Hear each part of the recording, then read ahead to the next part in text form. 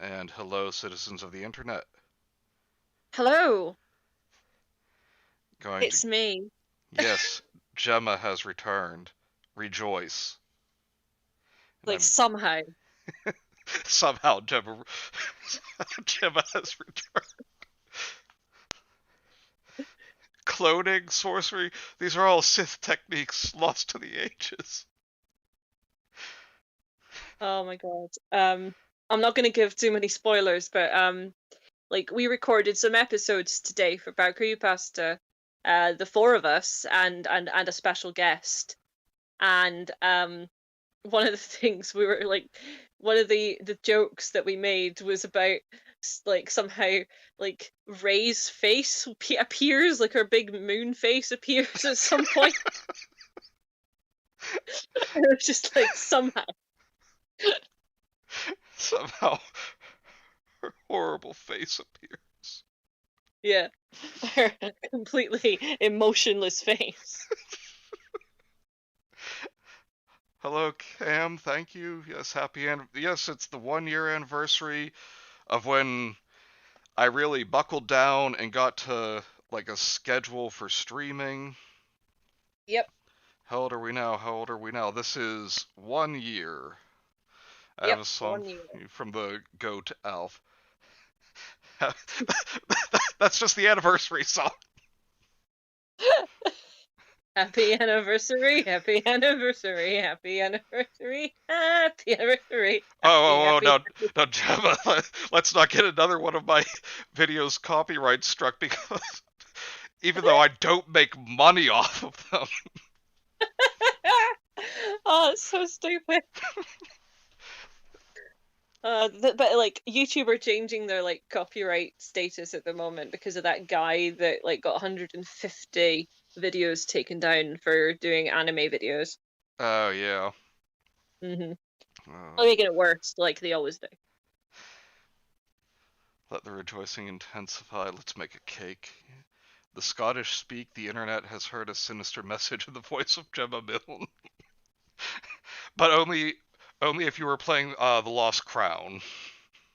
Yes, egg. I resent that remark. Hello, Bioman. Oh, sorry you won't be able to stay, but thank you for dropping in and thank you for the anniversary wish. Yes, Here's to nice to see another you. 26 years. Oh, Jesus. What do you say? Like it's already getting. I think in June it'll be the anniversary. I think it'll be like the 9 year anniversary of Back Pasta in June, and then ten. Then next year will be 10 years when I turn 30. What's this all about? Were the lyrics too complicated for you, Willie? I Speaking of anniversaries, though, it was mine and Jacob's anniversary a couple of days ago. I've been together 6 years. okay. So Yes, yeah. yeah, I mentioned that to my sister and I think I told her 7. Damn it. Damn it. Damn it. I'm a horrible Um. friend. No, you get almost there. 6, because to be fair, like by like the anniversary when we first met will be in October, which will be 7 years. So Oh, okay. yeah, Oh, hang on. Raptor has the perfect cake. He's going to get it. nice. Holy shit, 9 years, damn. Yep, been watching BCP since I was a literal child. This is a time of many anniversaries, yes. Oh, don't do that. I've been watching. I think it was like when did I start watching BCP? In 2014, when I was 20. I was turning 21. 21. 21. That's what I was. 21 when I started watching. Okay. So like, yeah, because yeah, that works out. Yeah, I'm trying to think. I was started in 14, so I was 29, I believe. 29, 28, maybe. I can't think right now. I think you're 7 years older than me. Yes.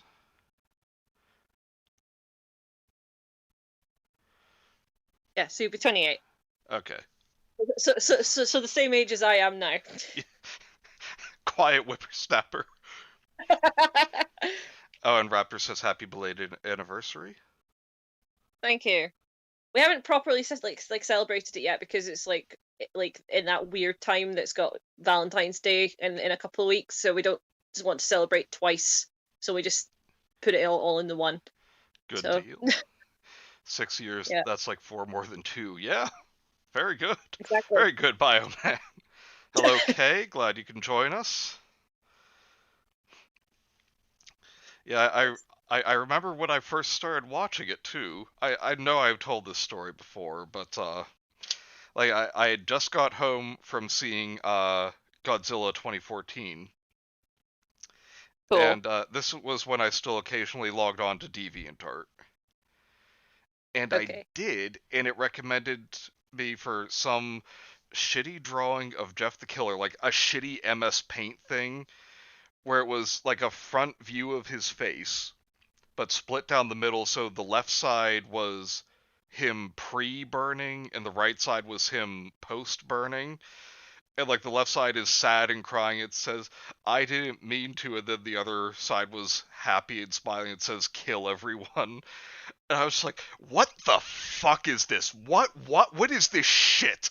So I typed in Jeff the Killer, and I read the story. I was like, "That is the dumbest piece of garbage I have ever read." So I typed in to Google Jeff the Killer sucks, and their first Jeff the Killer video was the first result that came up.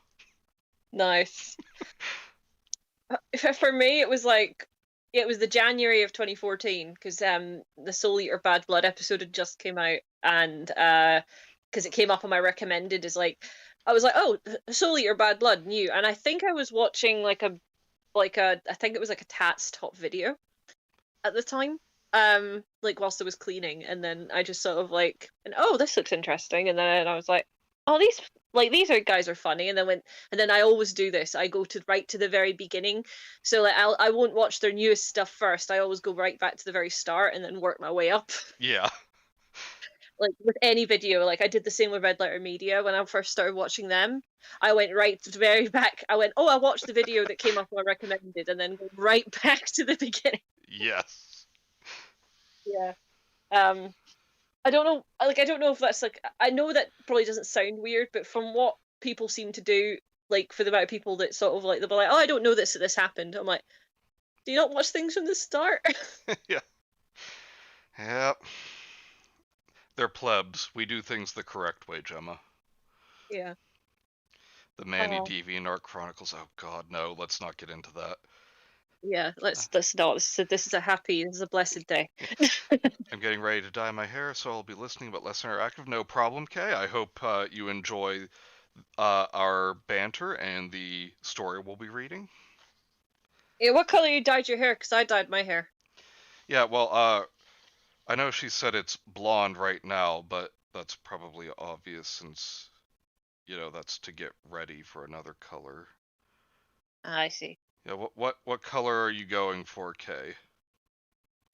Yeah, I went cyber purple, which is like just like a dark purple. Nice. Yeah, I realized that you were changing your hair color a lot, so I just stopped, remaking your avatar.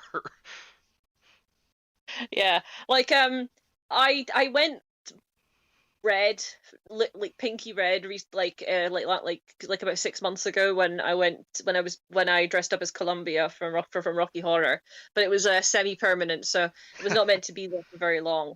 And then I dyed it black again, and then I wait. Basically, I've let it like grow out to the point where it was near enough my natural hair color, which is like a dark blonde. So that and then Yeah, I put purple in it. So yeah, it works. nice.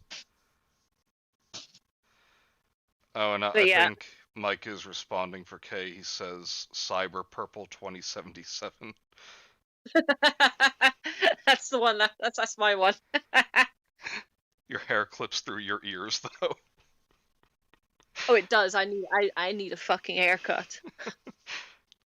Like, just think, right? My hair was like really short back Yeah. in like December, and it's now February, and I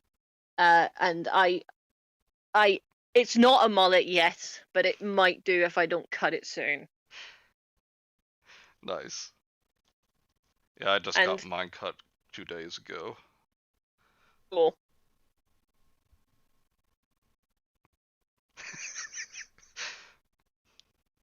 I guess Mike said something wrong because we got Kay scolding him just by saying Michael. Michael. You know when when like the full name is said. Yeah. It's like whenever I was in trouble, my grandma would be like, Gemma Claire, because she for some reason thought that when I was born, like my mom was like, oh, I'm calling her Gemma Claire Milne. Claire be my middle name. And then she told all of my relatives in the northeast of Scotland, where this is set, um, like uh, that my name was going to be Gemma Claire. So they just kept calling me Gemma Claire. I'm like, it's not. No, it's just Gemma. Claire is the middle name. You don't have to say it. But my grandma sort of cottoned on to this anyway, and she just decided that I was called Gemma Claire when I was in trouble. Nice. Yeah, when I've heard like Kay actually say it on voice chat before, and it just makes me think of Mila Kunis and Ashton Kutcher yeah. in that 70s show. Yeah. Michael! Michael! Oh, she's going Phantom Green with a little blue jean baby. Blue jean baby. I like your funny words, Magic Man. Yes. That sounds cool. I think the last time I dyed my hair blue, I was about 15. I didn't go full blue. I just sort of did my fringe blue and the back of my head blue, like the bottom bit underneath my hair. And I did like a black over the top, so it was black. So it was like a black and blue, which you've seen the picture of me looking like in the Bullet for My Valentine t-shirt. And I've never went green, because when the blue sort of started running out, it started to go green and it looked really weird. Oh, and hello, Kenzie. Glad you can join us. But, hello. So you've never gone full blue, die? No, if I was green, I would die. So. Oh, now everyone's saying Gem Eclair, their favorite dessert. Well, thing is, if like one thing that was really amusing when I was in Brazil was that when I was telling people my name, they would start laughing at me, and I didn't understand why, because I hadn't learned a lot of Portuguese at this point, and they were like, "Well, Gemma in Portuguese means egg yolk, and claro, Claire means egg white. So your name is just egg." Yeah, I was gonna say we need the shot of Danny DeVito and It's Always Sunny in Philadelphia just saying egg, but replace the egg in his hand with like your face. Yes, it's like, would you like an egg in this triumph? That's probably my brothers and I's favorite scene from that show. Just like Charlie starts coughing up blood. I'm sorry, I think I got a touch of the consumption. I still need to actually get start watch It's Always Sunny all the way through, because I've only watched the first season, which I know is not the good one. Like, it's a bit like watching Parks and Recreation or another show like that, where it's like you need to kind of get past the first season in order to enjoy it to its fullest. And my brother did show me an episode with Danny DeVito out of context, and I think it's one where they're cannibals. Oh, okay, yeah. The one with the meat. Yeah. It's like, no, that wasn't human meat. I just said that because I was pissed off you kept eating my meat. That was raccoon meat. You probably got some kind of parasite or a tapeworm. Yeah, that was it. And I was really confused at the time because it was out of context. So I'm like, I'm sure this would make sense in some way, like at the time. So it's like, I will get through the show eventually. Yeah, the context of that scene is Charlie is pretending to be like a wealthy Texas man to try and like woo this woman that they're trying to get information from, and Frank is acting as his limo driver, And in the middle of, like, he asked the woman to tell him about herself. In the middle of her sentence, he just, like, violently vomits blood onto her. And she starts screaming. He's like, I'm sorry, I just got a touch of consumption. Then it keeps happening. He's like, I think I've been poisoned by my constituents. And Frank just goes, can I offer you a nice egg in this trying time? Yeah, the one episode I did enjoy in season 1, and I think it was something like that one of them goes to an abortion rally. Yes. I think I did quite enjoy that one. I was like, this one's funny. Yes. I can see why people enjoy this. But it's like one of those shows where you have to realize you're not supposed to actually like the main characters. Literally everyone who comes into contact with them has their life ruined. Fair. That's kind of like not the same, but like the one big reason that put me off watching Orange is the New Black again until recently was that when I was watching the show to start with, and even though I was enjoying it, I did not like the main character.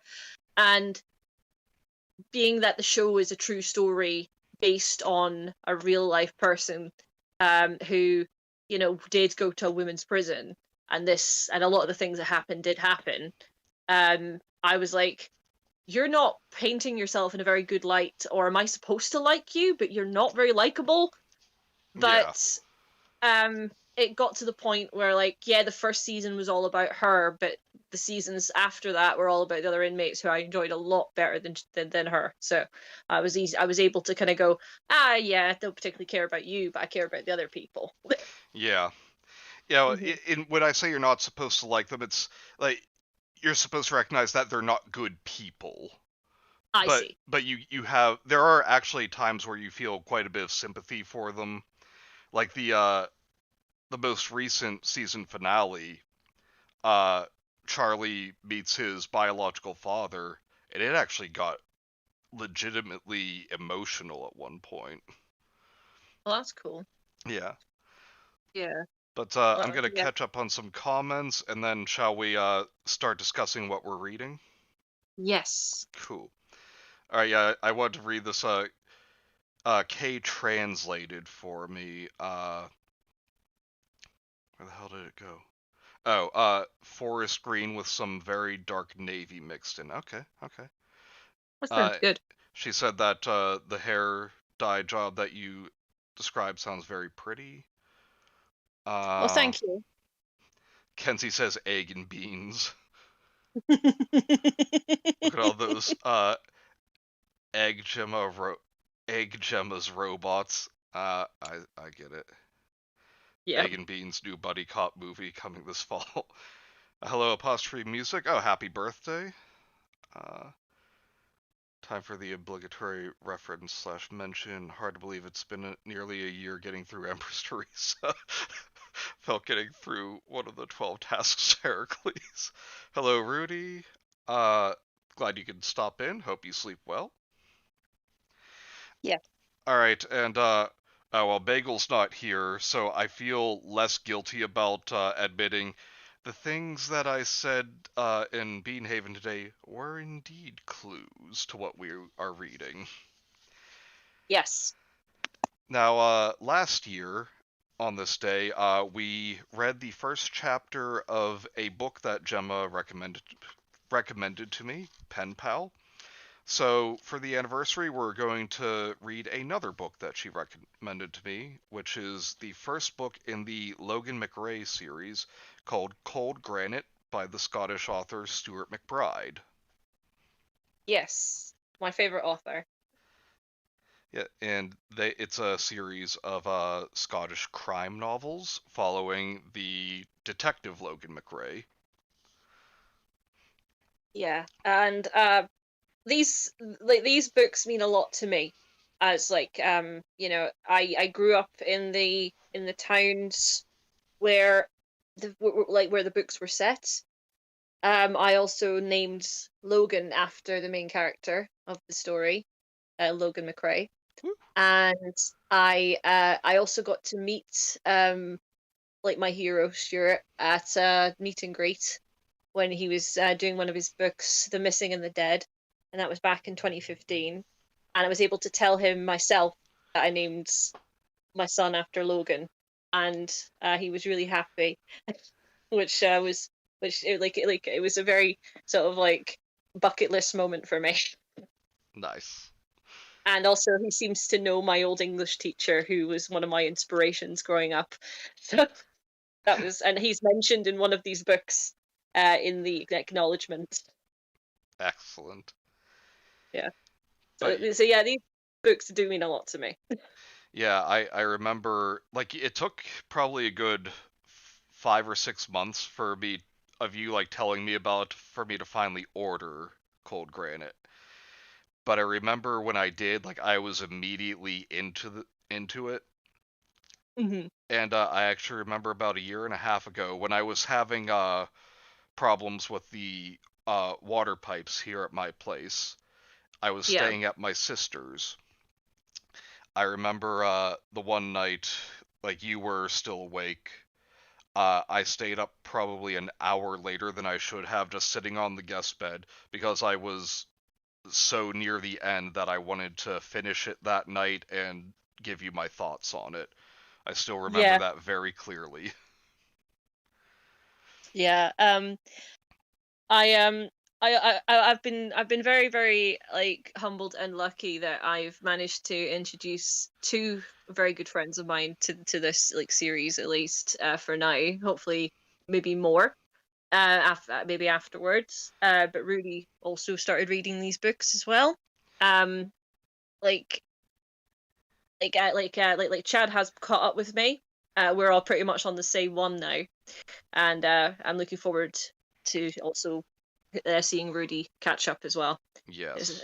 Because they're like they're a bit further behind, but it's really nice when it gets to the point where like it was really really great to get to the point where like when you had finished one and you're starting to tell me about it or just like message me just kind of going wait what happens here, and I'm just like I have not at liberty to say. Yeah.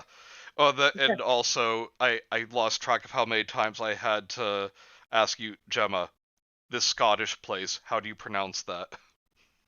Yeah. And okay, I think I still remember how to pronounce slash tava. Slush Tava, yeah. Nice.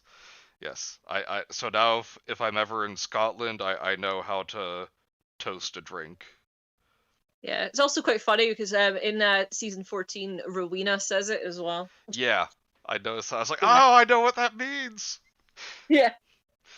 But oh, that does remind me though, I haven't put any of the information in the description yet because I didn't want to ruin the surprise of what we're reading. Uh, Yeah. I do want to make it clear I do not make any money off of this. I don't own the rights. This is all Stuart MacBride, and I will be putting a link to both his website and to any site that I can find, probably Amazon, where you can order the book itself. I cannot recommend it enough. Yeah, me too. And as for my message in Strams earlier, when I said if I give an inch, I did. Yeah, that's the name of Detective David Inch, who is. I don't know if I'd say he's still my favorite character since he's. Well, you know why. But Yeah. he was my favorite character for the first four books easily. And Yeah. then Steal Your Patience because of Detective Roberta Steele, who is mentioned in this book, but she won't show up until the next one. And Yeah, she is a real breakout character in the series. indeed. I tried to say like something like, unfortunately, Logan will not be joining us, but I felt that would be giving away too much. Like, okay, that's an odd thing to say. That's obviously some kind of hint. Yeah. Yeah, exactly. And I'm hoping it like well, when Logan does get older, I'd like him to read these books sort of based on his namesake, but definitely not something you should be reading at the age he is now. Yeah. Yes. Yeah. Yeah. Well, you mean you don't want him like reading about all the like assaults, murders, and prostitutes? No, I think he's slightly too young for that. I was 16 when I started reading these books. So I think that's a good age. 16. There we go. 16 plus. You don't want to ask like, oh yeah, hey mom, do you know when they finally get the information from Wendy the Hoover down on the docks? Yeah. It's like, well, son, let me sit you down. Rowena, I heard she has a job position open in Renton. Yeah, Rowena. Don't you know Rowena. buying a book gives you the rights to it? That's what the Dune guys. I, I, I did make a Black Books reference in one of the By Creepypasta stories that we did today. Oh, excellent. Did you hear about those people who bought that copy of Dune, the book? No. Apparently, like, they bought a very rare printing of it, like it was printed in a certain way, Oh and yeah. they bought for like over £1 billion, Wow. and now they think that like they have the rights to the franchise and are like trying to tell people you can't, like, watch clips of it on your streams or read from the book without our permission. Yeah, that's not gonna happen. Yeah. Kenzie says Inch must be an unfortunate last name when you're single. Inch is actually a town in Aberdeenshire, which one of my friends used to live in. It's a very small village. I say town. It was a village. Very, very. Oh, bless you. Funny that Yeah. it's very small when Inch is a very large man. Yes. Yes. Inch is a very large man. All right, but shall we get started? As we have. Oh, and last thing is, so I chose for the background image a shot of the Aberdeen Harbor on a snowy day. Yes. Aberdeen does have a harbour, unlike London. Oh God. Yes. Right onto the North Sea, which is really cold. Really, really, very, very cold, especially because Aberdeen's in the northeast, which is sort of closest to Norway. So, All right, so you said you wanted to read the first quote unquote chapter, yes. which is just this one page here. Yeah. Dead things had always been special to him. Their delicate coldness, the feel of the skin, the ripe, sweet smell as they decayed, as they returned to God. The thing in his hands hadn't been dead for long. Just a few hours ago it was full of life. It was happy. It was dirty and flawed and filthy, but now it was pure. With gentle hands he placed it reverently on top of the pile with the others. Everything in here was alive once, was busy and noisy and dirty and flawed and filthy, but now they were with God. Now they were at peace. He closed his eyes and breathed deeply, bathing in the smells. Some fresh, some corpulent, all lovely. This is what it must smell like to be God, he thought, smiling down at his collection. This was what it must smell like to be in heaven, surrounded by the dead. A smile spread across his lips like fire in a burning building. He really should take his medication, but not now. Not yet. Not when there are so many dead things to enjoy. So off to a very pleasant start. Yes. Oh, before we get into it further, just if anyone has any sort of like issues with certain things like like violence against certain demographics of people, or just if that is like disturbing to you, just I thought I'd let you know now. Yes, we will read those parts much louder in that case. No, Yeah. I'm joking. Yeah. But yeah, there is yeah, a lot of violence against various demographics. Just Hmm. to so you realize who the bad guys are. Yeah. Alright, so, Chapter 2. It was pissing down outside. The rain battered against the blue plastic SOC tent's walls and roof, clattering in the confined space, fighting against the constant drone of the portable generators, making conversation impossible. Not that anyone was feeling particularly chatty at midnight on a Monday morning. Not with David Reed lying there, on the freezing ground. At one end of the lopsided tent, a 4-foot stretch of ditch was cordoned off with blue police tape. Dark, greasy water glinted in the spotlights. The rest of the tent was taken up by riverbank, the winter yellow grass beaten flat and muddy underfoot. It was crowded in here. There were 4 constables from Aberdeen's Identification Bureau, wearing white paper boiler suits, 2 covering everything with fingerprint powder and sticky tape, 1 taking photographs, and the 4th videoing the crime scene for posterity.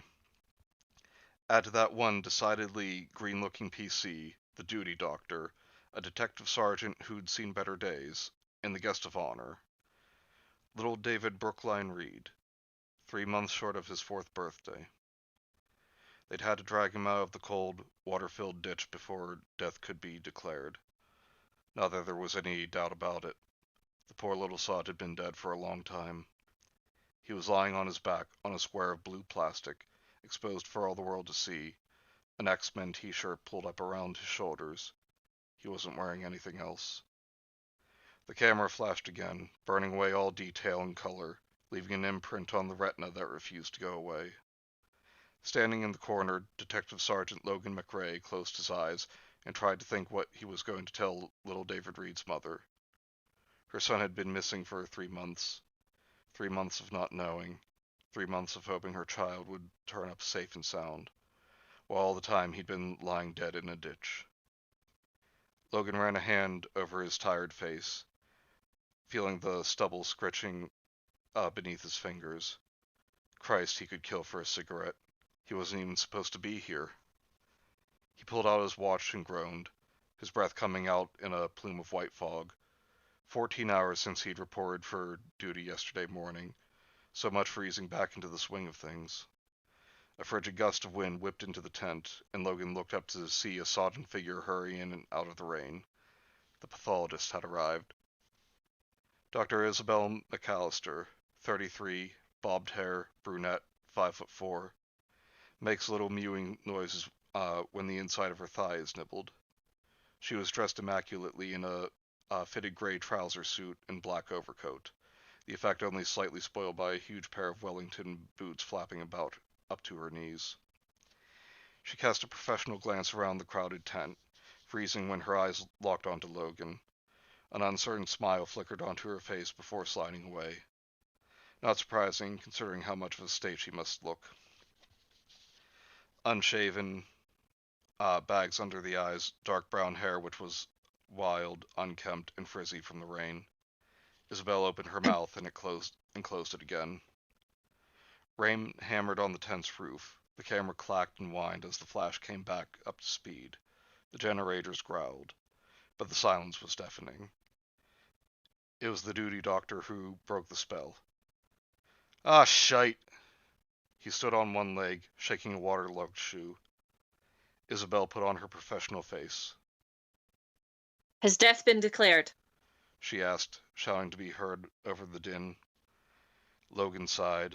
The moment had passed. The duty doctor stifled a yawn and pointed at the small, bloated corpse in the middle of the tent. He's dead all right. He stuffed his hands deep in his pockets and gave a loud sniff. If you want my opinion, he's been dead for a good wee while. Or wee whiley. At least 2 months. Isabel nodded and placed her medical bag on the ground sheet next to the body. You're probably right, she said, squatting down and peering at the dead child. The doctor rocked back and forth for a while, squelching in the mud, as Isabel snapped on a pair of latex gloves and started unpacking her instruments. I will, he said. Give us a shout if you need anything, okay? Isabel promised she would, and the duty doctor gave a small bow and excused himself, squeezing out past Logan into the rain-soaked night. Logan looked down on the top of Isabel's head, thinking of all the things he'd planned to say the first time he saw her again. To make it all right again. To fix what fell apart the day Angus Robertson got sent down for 30 to life. But whenever Logan pictured this moment, there wasn't a murdered 3-year-old lying on the ground between them. It kind of put a damper on things. So instead he said, "Can you give me time of death?" She looked up from the decaying body and blushed slightly.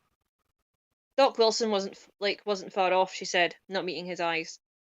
2, maybe 3 months. I'll know better when I do the post-mortem. You got an ID? David Reed. He's 3, Logan sighed. Been on the MISPR list since August. Poor wee sod. Isabel pulled a slim headset out of her bag, slipped it over her hair, and checked that the microphone was working. She inserted a fresh tape into her dictaphone and began her examination of little David Reed. Real quick, I just wanted to say, hello, Popnip. Glad you could join us, and thank you for the anniversary wish. Yes, thank you.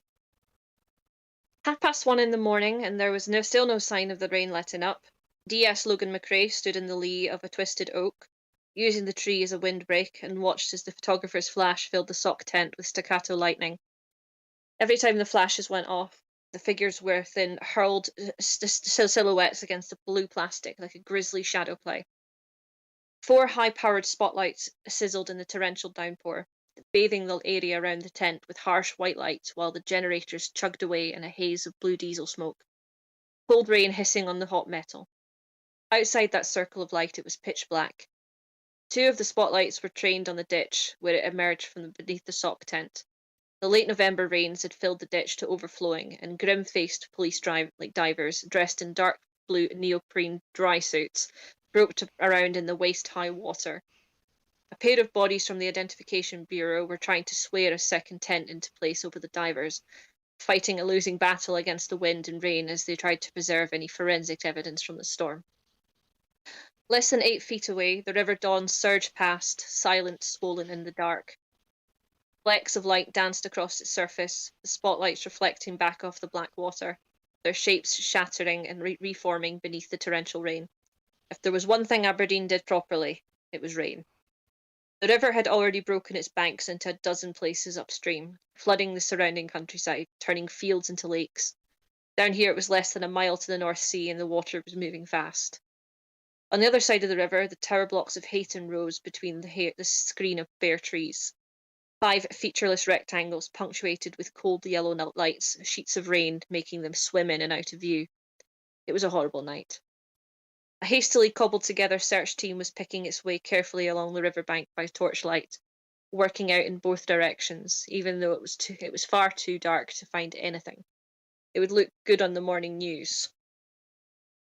Sniffing, Logan dug his hands deeper into his pockets and turned to look up the hill, towards the blistering white television camera lights. They'd gathered not long after Logan had arrived, hungry for a glimpse of dead meat. To begin with, it just had been the local press. To begin with, it had just been the local press, shouting questions at anyone in a police uniform. Then the big boys had arrived. The BBC and ITV, with their cameras and serious-faced presenters. Grampian police had issued the standard holding statement, which had been completely devoid of any detail whatsoever. So God only knew what they were finding to talk about up there. Logan turned his back on them and watched the bobbing torches of the search party as they struggled along in the dark. This shouldn't have been his case, not on his first day back, but the rest of Aberdeen's CID were either off on a training course or off getting pissed at someone's retirement bash. There wasn't even a detective inspector on the scene. D.I. McPherson, who was supposed to be easing Logan back into the swing of things, was busy getting his head stitched back together after somebody had tried to take it off with a kitchen knife. So here was Detective Sergeant Logan McRae, heading up a major murder inquiry and praying to God he didn't screw it up before he could hand it over to someone else. Welcome back.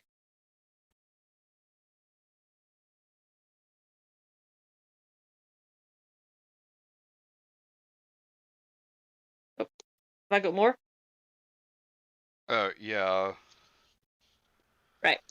The green-faced PC lurched out of the sock tent and joined Logan under the twisted tree, squelching all the way. He looked like Logan felt, only worse.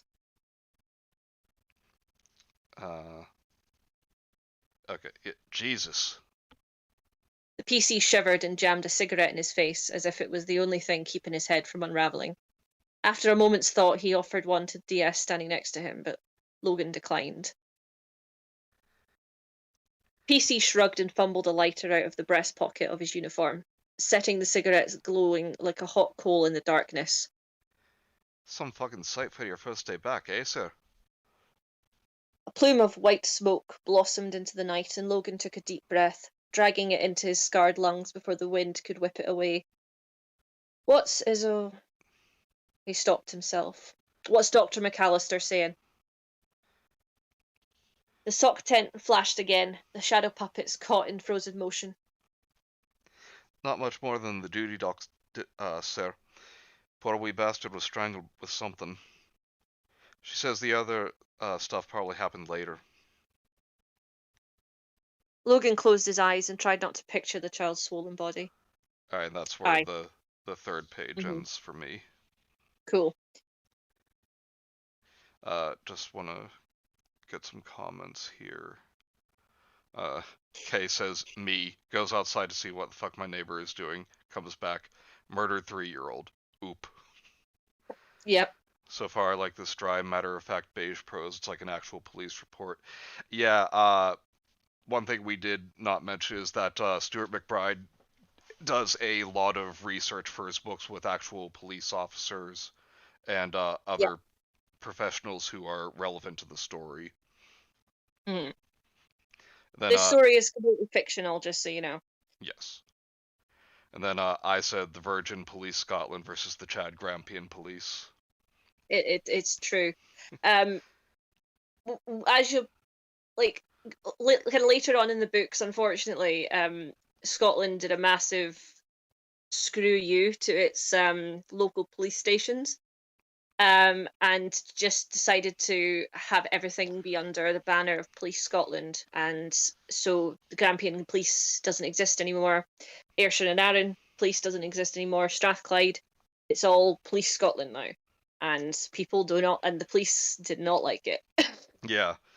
Yeah, to put it into perspective for our American viewers, think the tri-state area of New York, Pennsylvania, and Ohio all being under the same police jurisdiction.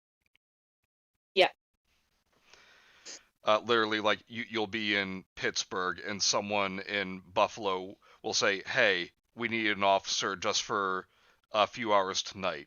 So you'd have to drive to Buffalo, work the shift there, and then drive back to Pittsburgh for your shift there the next morning. Yeah, it's ridiculous. Oh, hello, Bagel. Sorry I'm late. There was a disturbance. Stuffed Spidey mask back into the pocket. So this is Empress Teresa too. No, this is good.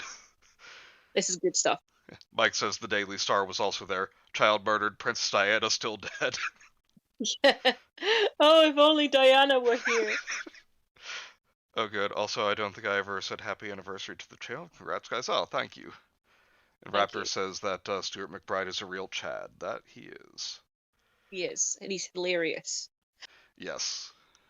I've only seen videos of him, but that's enough to know. Alright, so, yeah, I'm trying to see, is this the PC talking here, or is it Logan? I'm gonna go, I said I, just in case. Okay. But I think the PC says the next line. Okay. The PC nodded wisely, the red-hot tip of his fag bobbing up and down in the darkness, and there goes this video. At least right, he was... okay. That's what we call cigarettes in the UK. They're not a slur towards a certain demographic. Yes. At least he was dead when it happened. That's something to be grateful for. 15 Concrete Circle was in one of the newer sections of Kingswells, a suburb just 5 minutes outside Aberdeen proper, and creeping closer every year. The houses were billed as individually crafted executive villas. but they looked as if they'd been thrown together by someone with a job of yellow brick and no imagination. Number 15 was near the start of a winding cul-de-sac, the garden still too new to be much more than rectangles of grass with stumpy bushes round the edges. Many of the plants still sported tags from the garden center. The downstairs lights were on, shining through the closed Venetian blinds, even though it was nearly 2 in the morning. DS Logan McRae sat in the passenger seat of the CID pool car inside. Like it or not, he was currently the senior investigating officer, and that meant he had to tell David Reed's mother that her son was dead. But he'd brought along a family liaison officer and a spare WPC to help shoulder the load. At least he wouldn't have to do this on his own. Come on then. He said at last. No point putting it off any longer. The front door was opened by a heavy-set man in his mid-50s, with a brick-red face, mustache, and hostile, bloodshot eyes. He took one look at WPC Watson's uniform and said, "About bloody time you bastards showed up." Arms crossed, not moving. Logan closed his mouth. This wasn't what he'd been expecting.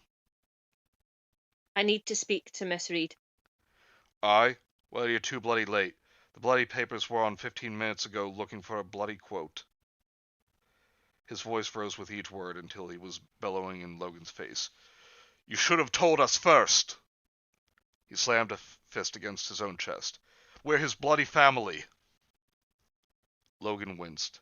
How the hell had the media found out that David Reed's body had been discovered? As if the family wasn't in enough pain. I'm sorry, Mr. Reed. Charles Reed. The man recrossed his arms and inflated himself even further. Her dad. Mr. Reed. I don't know how the press found out about this, but I promise you, whoever's responsible is going to get their backside kicked from here to Stonehaven. Logan paused. And I know that doesn't make it right, like make everything okay. But right now, I need to speak to David's mother. Her father glowered down at Logan from the top step. Finally, he stepped aside, and Logan could see through a glazed door into a small lounge, painted a cheerful yellow. In the middle of a bright red sofa were two women, one looking like a floral print battleship, the other like a zombie. The younger woman didn't look up as the police walked into the living room, just sat staring blankly at the television, watching Dumbo being tormented by the clowns. Logan looked expectantly at the family liaison officer, but she was doing her damnedest not to make any sort of eye contact with him. Logan took a deep breath. Miss Reed? No reaction. Logan sank down on his haunches in front of the sofa, blocking her view of the television. She stared straight through him, as if he wasn't even there. Miss Reed? Alice? She didn't move, but the older woman scowled and bared her teeth. Her eyes were puffy and red, tears glistening on her round cheeks and jowls. How dare you? She snarled. You useless bunch of Sheila! The older man stepped forward and she shut up. Okay, yeah, it's the third page for me. Okay. Logan turned his attention back to the comatose figure on the couch. Alice, he said. We found David. At the sound of her... Oh, sorry. At the sound of her son's name, there was a flicker of life in her eyes. David? Her mouth barely moved, the word more breathed than spoken. I'm sorry, Alice. He's dead. David? He was murdered. There was a moment's silence, and then her father exploded. Fucking bastard! Fucking bastard! He was 3! I'm sorry. It was all... Is that me? That's still me. I'll be finished at Bloody Pulp. Cool. It was all Logan could think to say. You're sorry? You're sorry? Mr. Reed rounded on him, his face scarlet.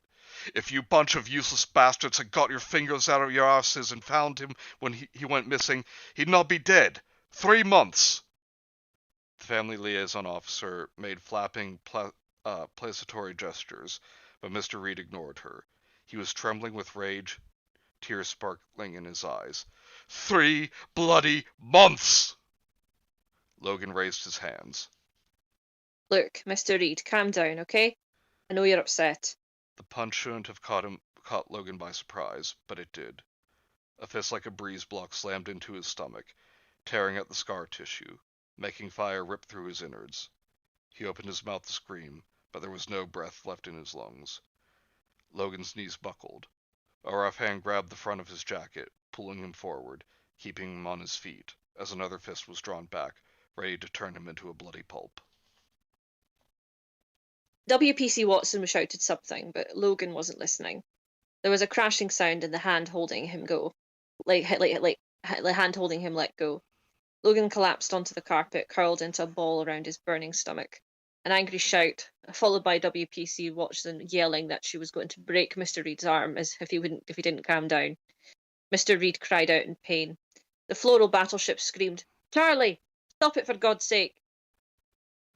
WPC Watson said something highly unprofessional, and after that everyone went silent. The patrol car flashed across Anderson Drive, siren blaring. Logan sat in the passenger seat, his face grey and clammy, hands wrapped around his stomach, teeth gritted at every bump and pothole. Mr. Charles Reed was strapped in the back, seatbelt done up over his handcuffed wrists. He looked scared. Oh God, I'm sorry. Oh God, I'm so sorry. WPC Watson screeched the car to a halt in front of accident and emergency, in one of the spots marked ambulances only. She helped Logan out of the car as if he was made of glass, pausing only to tell Mr. Reed, "Keep your damn arse in that car till I come back, or I'll have your guts for garters." Just to be safe, she flipped on the alarm, locking him in the car. They made it all the way to the reception area before Logan passed out. Chapter 3. Grampian Police Headquarters. The building was grey concrete and glass, a 7-storey tower block, topped by emergency broadcast systems and radio antennas, tucked out of the way at the end of Queen Street, right next to the door to Sheriff Court, opposite the grey granite wedding cake of Marshall College, and just around the corner from the Arts Centre, a mock Roman temple thrown up by the Victorians. Force Headquarters was a testament to the developers' love of ugly buildings, but it was a stone's throw from the townhouse, a council chambers, and about a dozen pubs. Pubs, churches, and rain. 3 things Aberdeen had in abundance. The sky above was dark and low, the sodium glow of the streetlights giving the early morning a jaundiced feel, as if the streets were unwell. Last night's torrential downpour hadn't let up at all, the heavy raindrops bouncing back off the slick pavements. The drains were already overflowing. Buses grumbled their way along the road, sending up fountains of spray for anyone daft enough to be out on a day like this. Cursing, Logan gripped his overcoat closed with one hand and wished a fiery death on all bus-driving bastards. He had a bloody awful night. A punch in the guts, followed by 3 hours being prodded and poked by doctors at accident and emergency. They'd finally turfed him out into the cold, driving rain at 5:15 this morning with a bottle of painkillers and an elasticated bandage. He'd managed a whole hour's sleep. Logan squelched into the Queen Street lobby and stood dripping at the curved reception desk. His flat was less than the 2 minutes walk away, but he was still smoking. Smoking? He was still soaking. Sorry, I just needed to take a second. Like, I'm really, like, getting back into this, like, just the whole setting, and Yeah. feels good. Mm. And some comments real quick. Kay says, the papers being so heavily involved reminds me of the West Memphis 3 news cameras were pointed right at the parents when they were told about their children. Gut-wrenching. God. Mm. Bunch of vultures. Useless bunch of Sheila, them's fighting words. Man, your Scottalian accent is top-notch. I think I'm doing well. Yeah, you're doing not too bad, actually. Nice. The streets aren't well. They're back at the hotel. Yeah, it mainly just like the the description of the Grampian police headquarters and all the surrounding buildings. It's like, ah, yeah, here we go. one of the things, because I literally, like, my dad's work was literally on the street next to Queen Street, North Silver Street. And then like then Union Street was the shopping street, which goes right all the way down. I know it. I can see it in my head. It's just That's like it's like a lot of the places. One of the things that drew me to it in the first place was that I could literally picture everywhere and be that. like, yeah, I can totally see this. Ah, that's fantastic. Yeah. All right, so, uh, good morning, sir. Said a pointy-faced desk sergeant Logan didn't recognize from behind the glass partition. Can I help? Put on his polite smile and Logan sighed. Morning, Sergeant, he said. I was supposed to be working with D.I. McPherson. The polite smile vanished as soon as the desk sergeant realised Logan wasn't a member of the public. Uh, you'll have a hard job. Knife in the head. He made stabbing motions and Logan tried not to flinch. Are you... He consulted a pad on the desk, flipping the pages back and forward until he found what he was looking for. Detective Sergeant MacRae? Logan admitted that he was, flashing his warrant card to prove it. Aye. Said the desk sergeant, his face not moving a muscle. Very pretty. You're to report to D.I. Inch. He's giving a briefing. He glanced up at the clock. 5 minutes ago. The smile flashed again. He doesn't like it when people are late. Logan was 12 minutes late for the 7:30 briefing.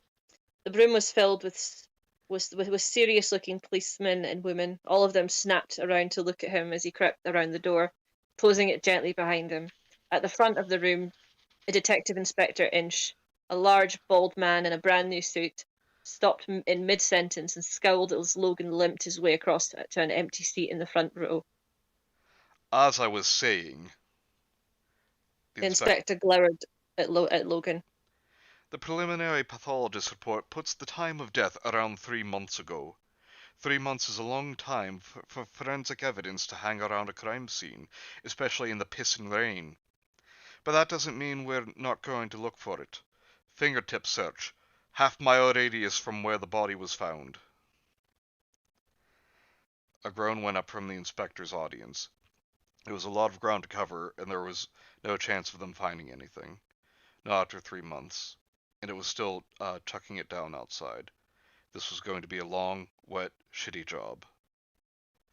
I know it's a pain in the arse, said D.I. Inch, digging in his pocket for a jelly baby. He examined it, blew the fluff off, and popped it in his mouth. But I don't care.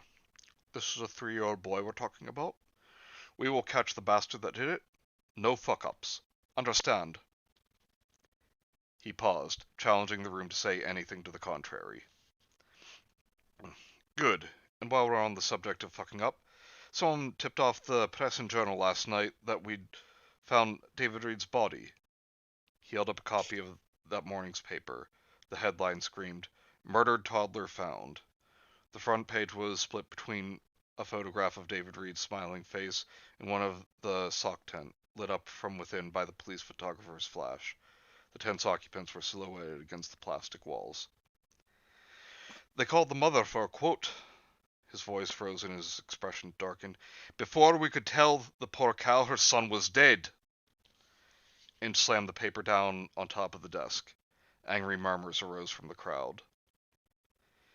You can expect a visit from professional standards over the next couple of days, but believe me, said D.I. Inch, slowly and deliberately, their witch hunt is going to look like a teddy bear's picnic compared to mine. When I find out who did this, I will screw them to the ceiling by their testicles. He took a moment to scowl at everyone. Right, today's assignments. The inspector perched on a buttock on the edge of the desk and read out the names. Who was going door to door, who was searching the riverbank, who was staying behind to answer the phones. The only name he didn't read out was that of Detective Sergeant Logan McRae. And before you go, said Inch, raising his arms as if he was about to bless his congregation, I would like to remind you that tickets for this year's pantomime are now on sale at the front desk. Make sure you buy one. The troop shuffled out, those on telephone answering duty lording it over the poor sods who'd spend the rest of the day trudging through the rain. Logan hovered at the back of the queue, hoping to recognize someone. A year off on the sick, and there wasn't a single face he could put a name to. The inspector spotted him loitering and called him over. "What happened last night?" he asked as the last PC departed, leaving them alone in the briefing room. Logan pulled out his notebook and began to read. Well, the body was discovered at 10:15 p.m. by one Duncan Nicholson. "Not what I meant." D.I. Inch settled on the edge of the desk and crossed his arms. With his large build, bald head, and new suit, he looked like a well-dressed Buddha, only not so friendly. "WPC Watson dropped you off at Accident and Emergency at 2 this morning. Less than 24 hours on the job, and you've already spent a night in hospital. We've got David Reed's grandfather in a holding cell on an assault charge. And then, to cap it all off, you limp into my briefing. Late." Logan shifted uncomfortably. Well, sir, Mr. Reed was agitated. It wasn't really his fault. If the journal hadn't called, he'd... D.I. Inch cut him off. "You're supposed to be working for D.I. McPherson." Yes. Inch nodded sagely and dragged another jelly baby out of his pocket, popping it in his mouth, fluff and all, chewing around the words. "Not anymore. While McPherson's getting his heads stitched back together, you're mine." Logan tried not to let his disappointment show.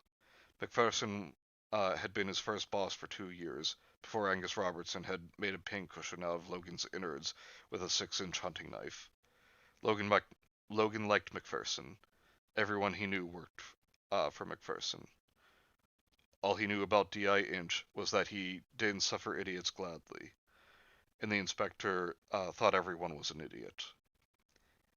Inch settled back on his haunches and looked Logan up and down. "Are you going to drop down dead on me, Sergeant?" Not if I can help it, sir. Inch nodded, his large face closed and distant. An uncomfortable silence grew between them. It was one of D.I. Inch's trademarks, leaving a large enough gap in an interrogation, and sooner or later the suspect was going to say something, anything, to fill it. It was amazing the things people let fall out of their mouths. Things they never meant to say. Things they really, really didn't want D.I. Inch to know. This time Logan kept his mouth shut. Eventually the inspector nodded. "I've read your file. McPherson thinks you're not an arsehole, so I'm going to give you the benefit of the doubt. But if you end up in A&E like that again, you're out. Understood?" Yes, sir. Thank you, sir. "Right. Your acclimatization period is hereby cancelled. I can't be arsed with all the pussyfooting around bollocks. You're either up to the job or you're not. Postmortem's in 15 minutes. Be there." He levered himself off the desk and patted his pockets, looking for more jelly babies.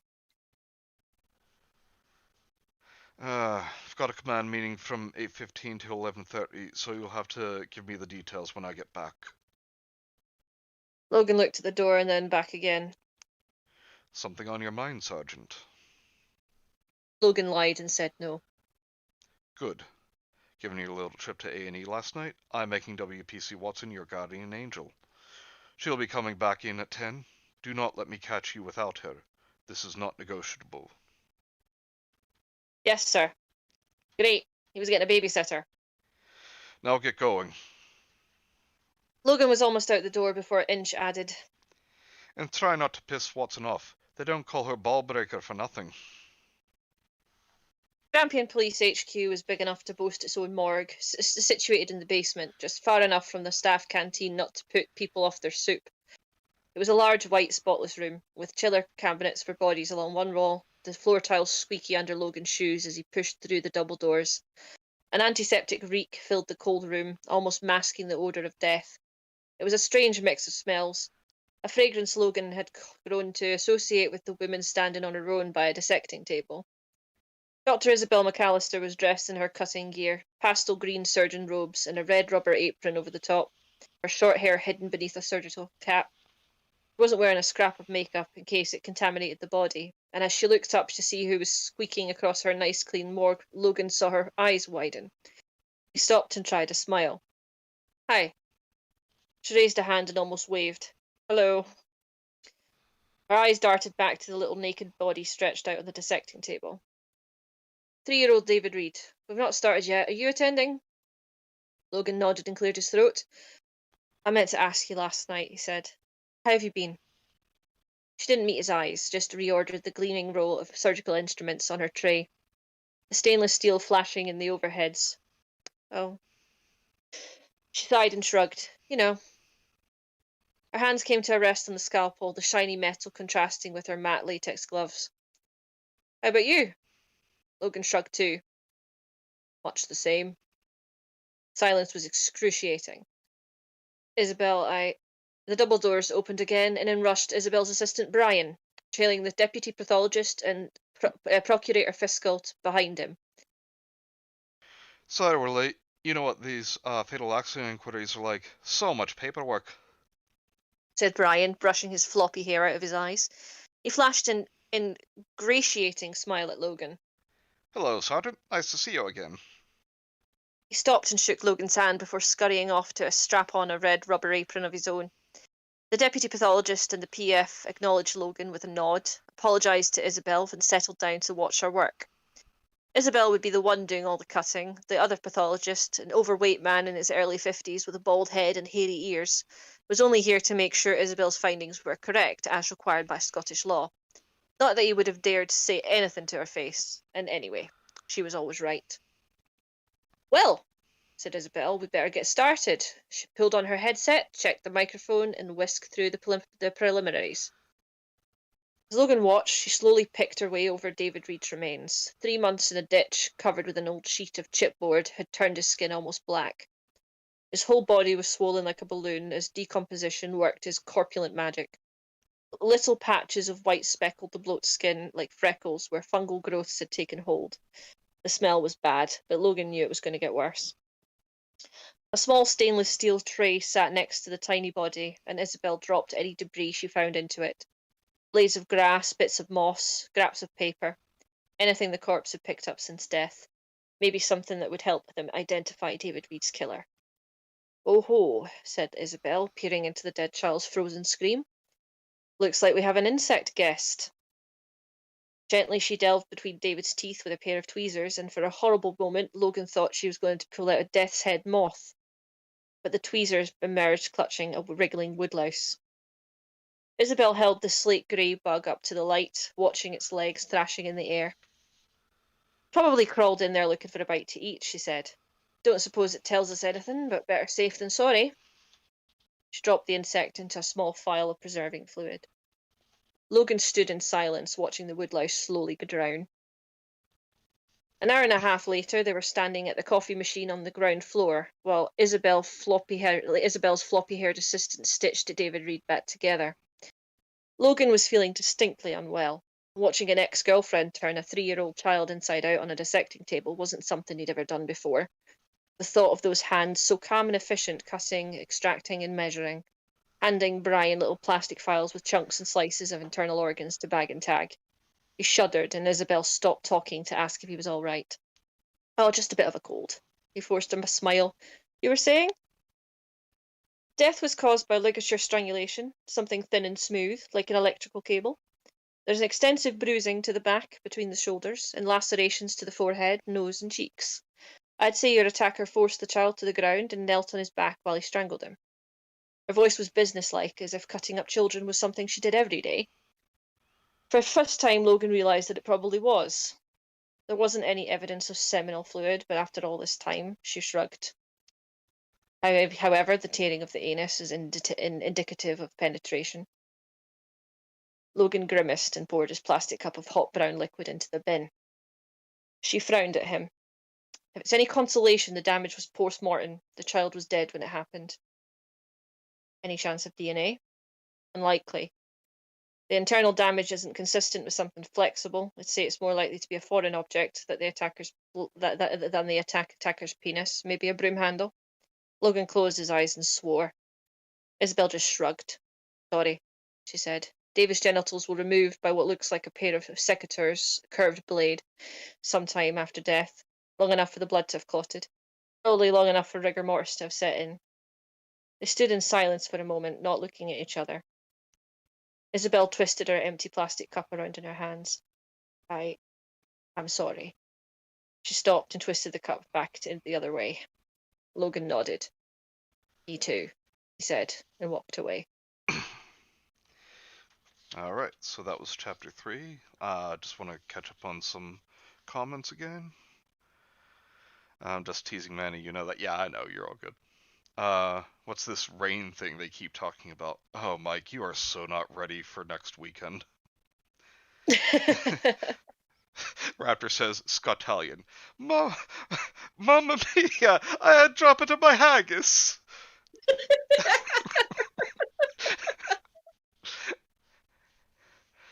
Mike says, see if the murderer had got us a knife license, this wouldn't have happened.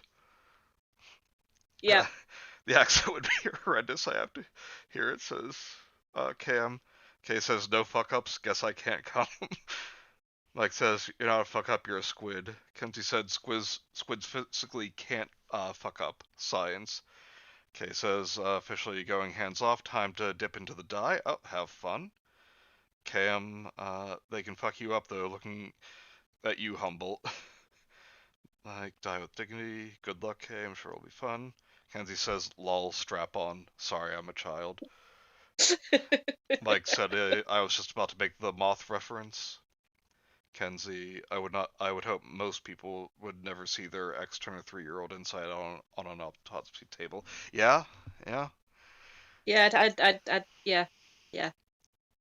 Yes. Just, yeah. Yeah. Some of this is a little hard to read, but Mike says at least this takes the horrific thing seriously and isn't being played for pure shock. Looking at you, creepypasta authors. Yeah, that's one thing I can definitely say proudly about McBride's work is he always takes things very seriously. Is never disrespectful about it. No, like he makes comedic. He knows when things are meant to be comedic, and he knows when the tone is very consistent. Yeah. Like when there's something that when shit's going down, but there's moments of levity that make sense, especially in such it's because the way that this novel's described is gritty, which funnily enough, considering Aberdeen's nickname is the Granite City, is very amusing to me. And as you could probably tell, my accent has come back tenfold. Yeah, I was going to say I noticed that right away. As well, I'm reading it. It just happens. I don't know if it's like a flick that switches in my head, like just kind of going, like a switch flicking in my head, just kind of going, you're Scottish, remember? Yes, and also in this series, the word levity is synonymous with the name Rennie. Yes.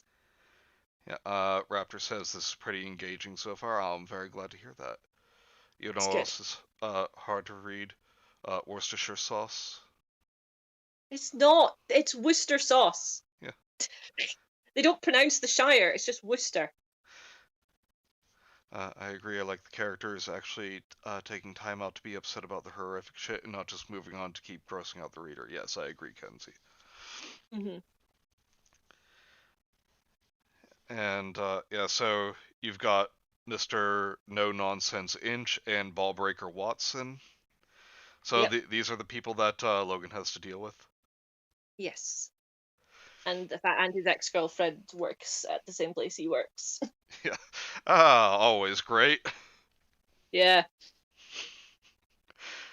Alright, shall we get on to chapter 4? Yes.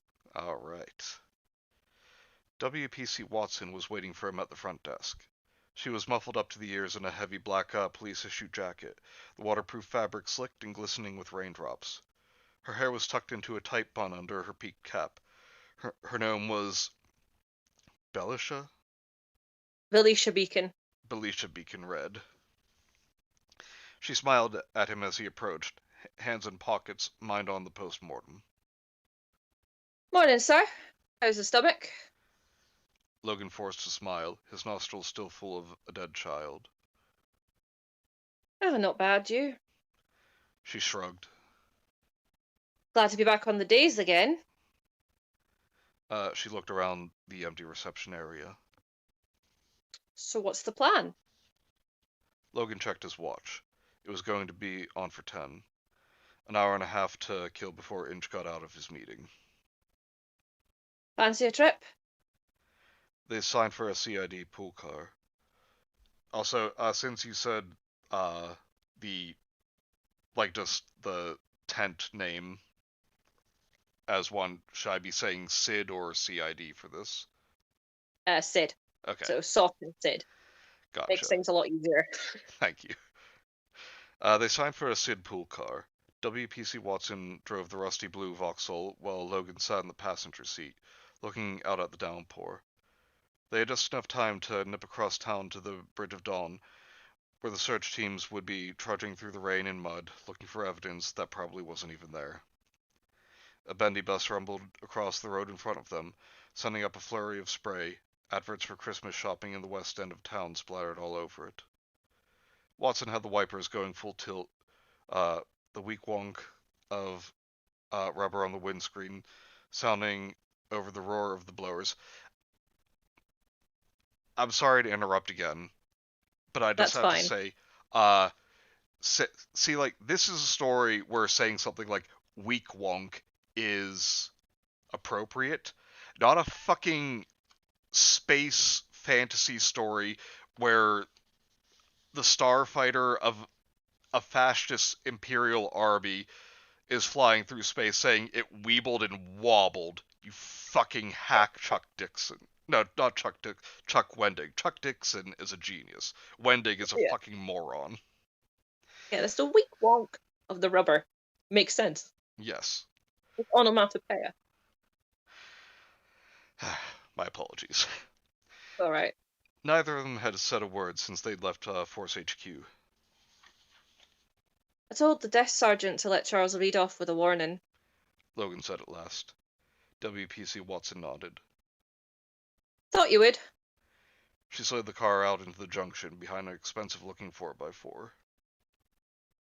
Wasn't really his fault. Watson shrugged. Not my call, sir. You're the one he nearly killed.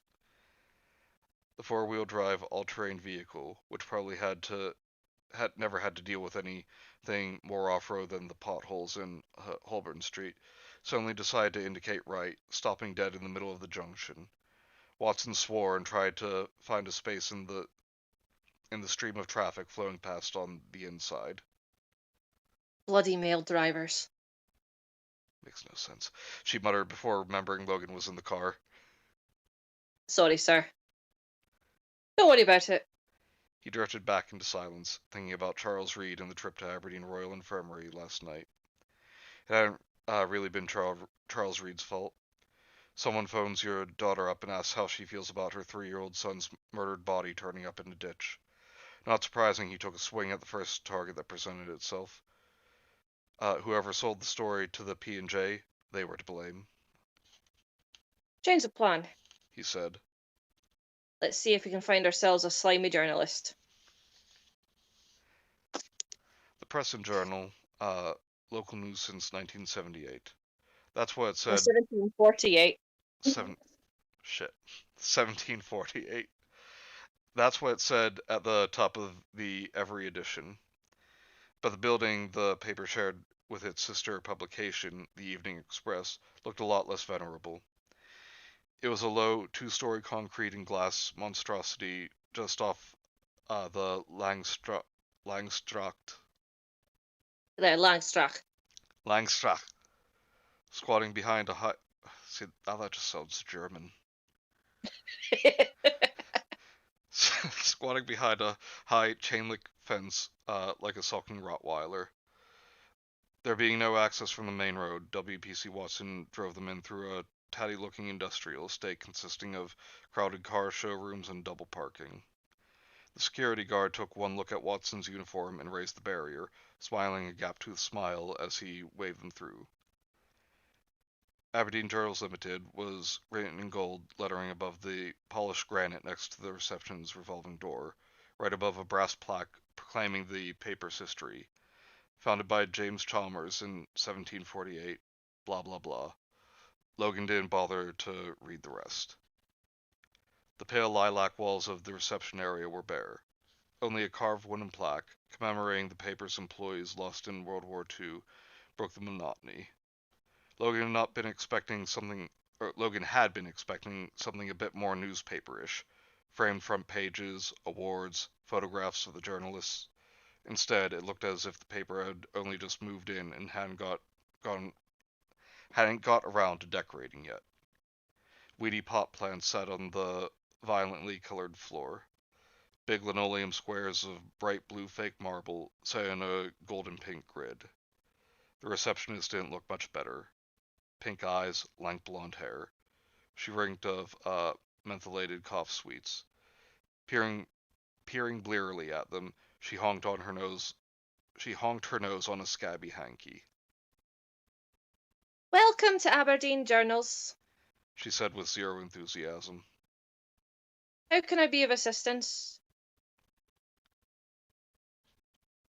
Logan dragged out his warrant card and held it under her ruddy nose. Detective Sergeant McRae, I'd like to speak to whoever phoned the home of Alice Reed last night. The receptionist looked at his identification, looked at him, looked at WPC Watson, and sighed. No idea. I'm only here Mondays and Wednesdays.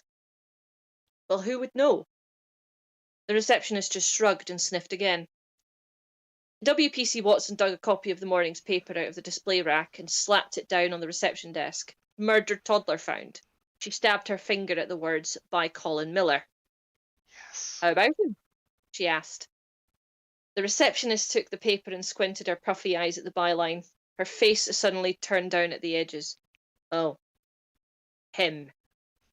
Scowling, she jabbed at the switchboard. A woman's voice boomed out of her speaker phone. Aye! And she grabbed the phone from its cradle. Her accent suddenly switched from bunged up polite to bunged up broad Aberdonian. Leslie. Aye, it's Sharon. Leslie, it's God's gifting. Pause. Aye. It's the police. I dinna ken. Hang on. She stuck a hand over the mouthpiece and looked up hopefully at Logan. Are you going to arrest him? She asked, still polite again.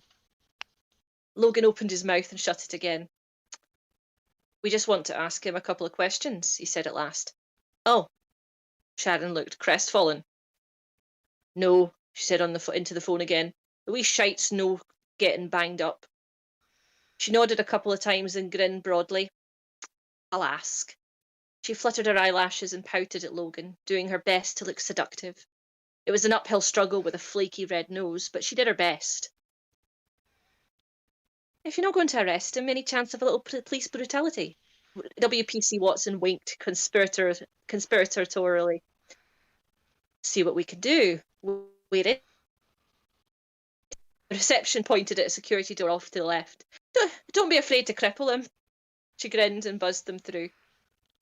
The newsroom was like a carpeted warehouse, all open plan and suspended ceiling tiles. There must have been a couple of 100 desks in here, all clumped together in little cliques. News desk, features, editorial, page layout. The walls were the same pale lilac as reception and just as bare.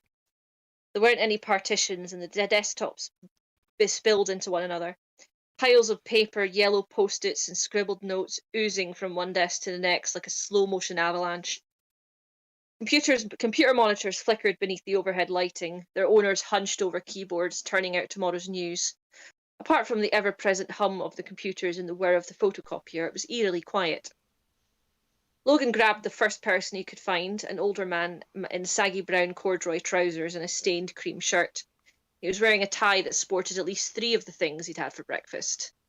The top of his head had said goodbye to his hair long ago, but a trapdoor of thin strands was stretched over the shiny expanse. He wasn't kidding anyone but himself. We're looking for Colin Miller, said Logan, flipping out his warrant card. The man raised an eyebrow.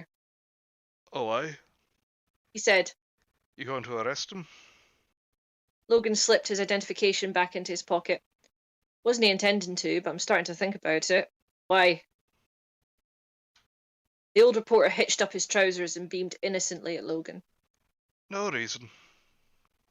Pause. 2, 3, 4. Okay, said Logan. So where is he? The old man winked at him, jerked his head towards the toilets. I have no idea where he is, officer. He said slowly, one innuendo-laden word after another. He finished off with another couple of significant glances towards the gents and a grin. Logan nodded. Thanks, you've been a great help, No, I haven't. said the reporter. I've been vague and rambling, like the senile old fart I am. As he ambled off back to his desk, Logan and WPC Watson made a beeline for the toilets. To Logan's surprise, Watson stormed straight into the gents. Shaking his head, he followed her into the black and white tiled interior. Her shout of, "Colin Miller!" produced an assorted journalistic shrieks as full-grown men scrabbled at their flies and scurried out of the toilets. Oi! Finally, only one man was left, short, heavily built, wearing an expensive-looking dark suit. Broad shoulders with pristine haircut, he whistled tunelessly as the urinals rocked back and forth. Watson looked up Watson looked him up and down. Colin Miller? She asked. He glanced over his shoulder, a nonchalant smile on his lips. You want to help me shake this? He asked with a wink, Glaswegian accent ringing out loud and proud.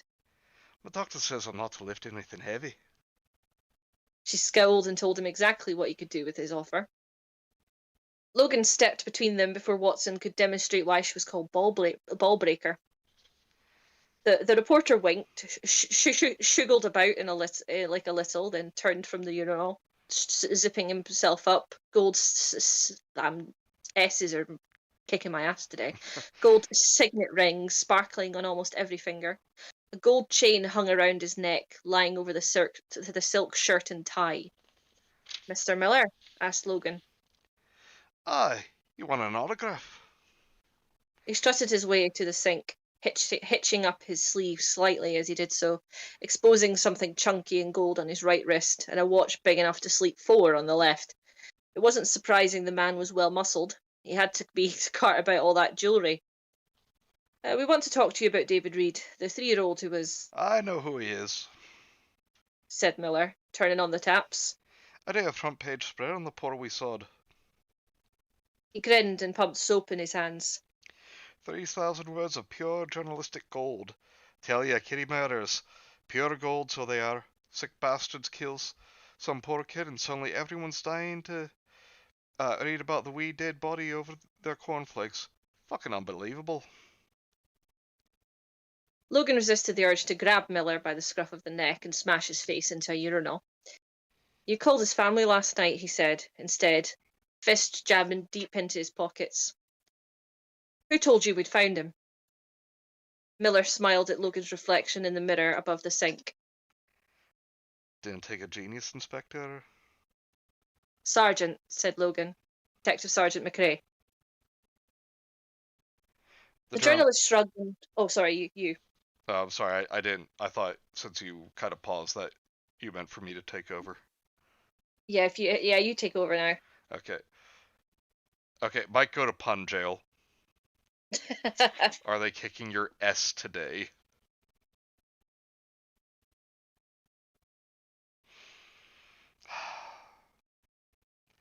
Alright, the journalist shrugged and wriggled his hands under the hand dryer. Only a DSA. He had to shout over the roar of warm air. Never mind. You help me catch this sick bastard, and I'll see you make DI. Help you catch? Logan screwed his eyes shut and was assailed by visions of Miller's broken nose bleeding into urinal cakes. Who told you we'd found David Reed? He asked, through gritted teeth. Click. The dryer fell silent. Told you, didn't take a genius. You found a wee dead kitty. Who else could it have been?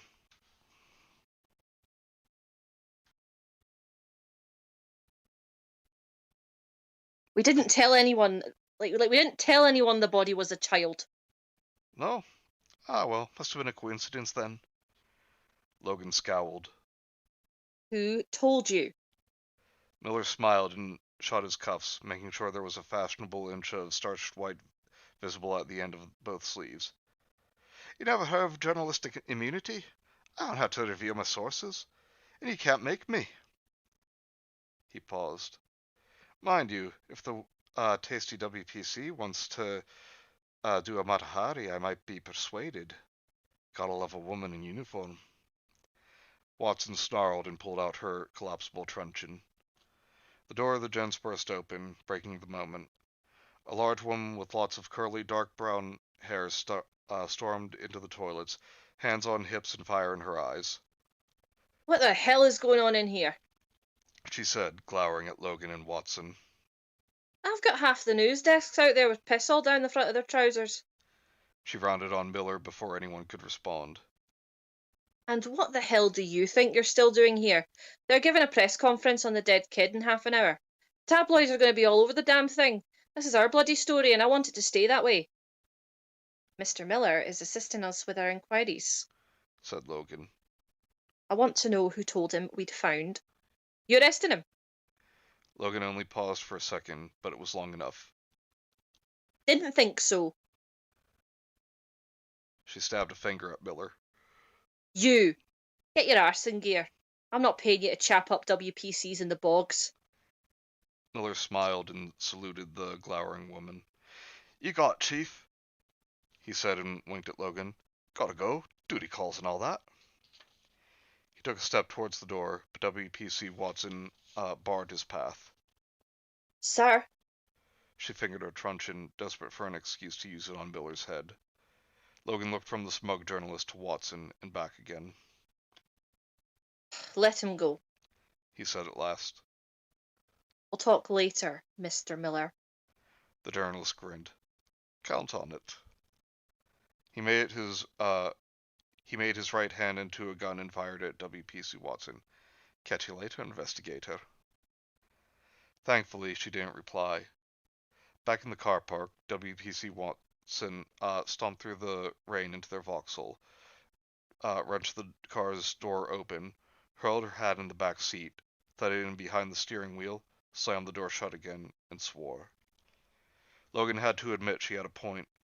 There was no way Miller was going to volunteer his source, and his editor, the curly-haired Harridan, had made it perfectly clear in a 10-minute tirade that there was no way in hell she was going to order him to do so. There was about as much chance of that happening as Aberdeen Football Club winning the Premier League. A knock on the passenger window made Logan jump, and a large, smiling face beamed at him from the rain, a copy of the Evening Express held over his head to keep his thin comb-over dry. It was the reporter who hadn't told them the repulsive Mr. Miller was hiding in the men's toilets. You're excuse me, you're Logan McRae, said the man. See, I knew I recognized you. Aye. Logan shrank back in his seat. The man in the soggy, faded brown corduroys nodded happily. I did a story. What was it? A year ago? Police hero stabbed in showdown with Maastricht monster. He grinned. Shite, that was a damn good story. Nice headline, too. Shame police hero didn't alliterate. A shrug. Then he stuck his hand in through the open car window. Martin Leslie, features desk. Excuse me. Logan shook it, feeling more and more uncomfortable with every second. Jesus, Logan McRae, said the reporter. You a DI yet? Logan said no. He was still a DS, and the older man looked outraged. You're kidding! Bastards! You deserved it! That Angus Robertson was one sick bastard. You hear he got himself a DIY, appendectomy and beat ahead. He lowered his voice. Sharpened screwdriver, right in the stomach. Has to crap in a wee bag now. Logan didn't say anything, and the reporter leaned on the open window, poking his head in and out of the rain. So, what you working on now? He asked. Logan stared straight ahead, through the windscreen at the dismal grey length of the Langstock. Uh, he said. I... If you're interested in calling the cunt, the older man started in a near whisper. He stopped, slapped a hand over his mouth, and mumbled to WPC Watson, "Sorry, love, no offense." Watson shrugged. After all, she'd been calling Miller much worse just a minute ago. Leslie gave her an embarrassed smile. Aye, well, the wee shite swan's up here from the Scottish Sun thinking he's God's fucking gift. Got kicked off the paper from what I hear. His face darkened. Some of us still believe in the rules. You don't screw your colleagues.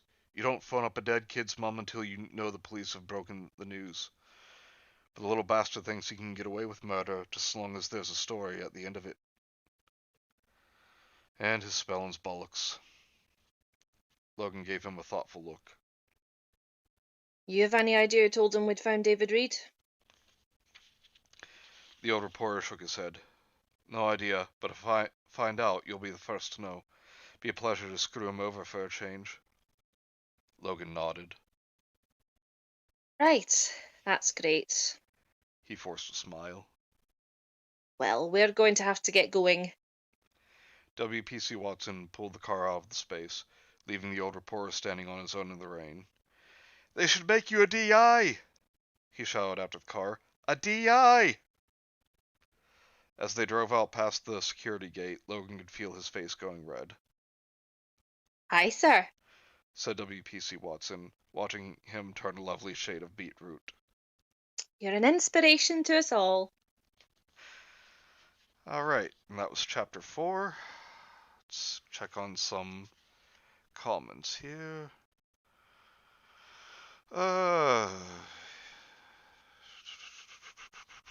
Stuart MacBride, remember your heritage, Gemma. I was just picturing him up in the starry sky like Mufasa. Remember who you are.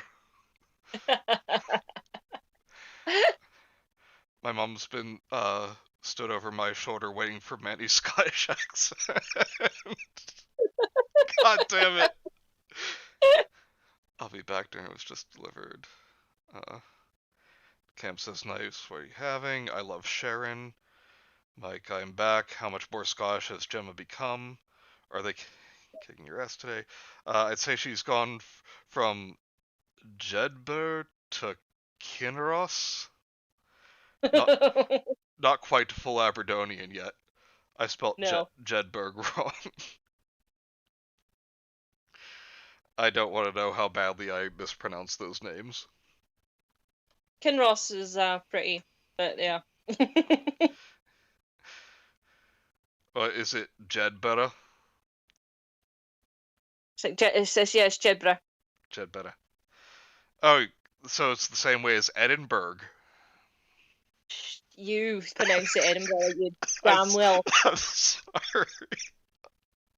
Edinburgh. Yeah, Edinburgh. Edinburgh. Edinburgh. Edinburgh. Edinburgh. Mike says, I like your funny words, kilt man.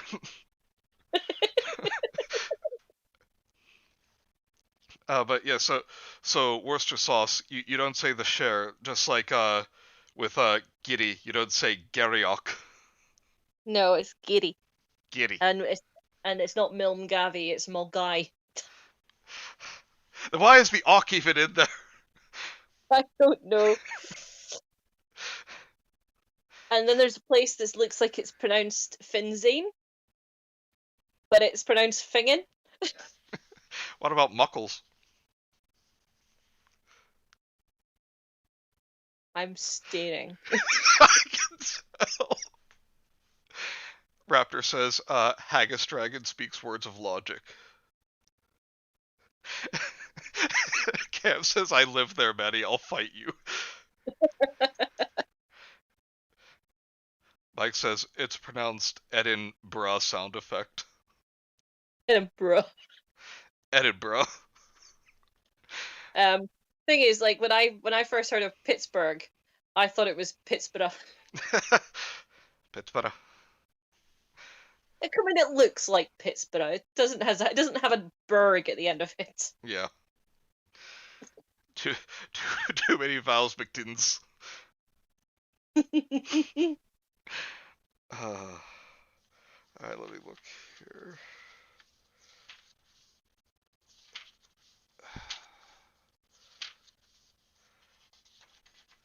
Alright, chapter 6 seems a bit lengthy, but do you want to get through chapter 5?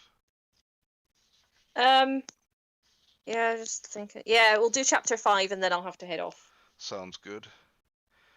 Kay says, Gaelic, such a magic language. By magic, I mean it's spelled how we want and said completely different because fuck you. Yep. Alright. Okay, you know what throws me about Pittsburgh? Be careful What's what you that? say next, Mike. There's a town right next to me called Pittsburgh, no H at the end. That is weird. Better Pittsburgh? than what? Is it just Pittsburgh? Yeah, just G, no H. Weird. Pittsburgh. Better than us being an iceberg.